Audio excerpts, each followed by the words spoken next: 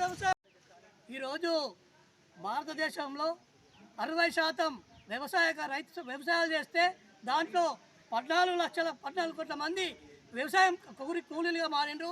ఎందుకంటే పెట్టుబడిదారులకు ఈ నరేంద్ర మోడీ వ్యవసాయ రంగాన్ని ప్రైవేట్ వ్యక్తులకు కట్టబెడుతూ పేద కూలీలుగా మారుతున్నాడు. అట్లాగే రాష్ట్రంలో ఆనాడున్నటువంటి ప్రభుత్వం కేసీఆర్ ప్రభుత్వం ఎట్లయితే వ్యవసాయ కూలీలకు మోసం చేసిందో ఈనాడు కూడా రేవంత్ రెడ్డి 100 రోజులలో హామీలను ఇస్తామని చెప్పేసి అమలు చేస్తామని చెప్పేసి ఇప్పటికి ఒక హామీలు అమలు చేయడం లేదు. ఇప్పటికైనా ఆలోచించి తాను ఇచ్చినటువంటి హామీలను వెంటనే అమలు పరచాలని చెప్పేసి ఈ సందర్భంగా డిమాండ్ చేస్తున్నాం.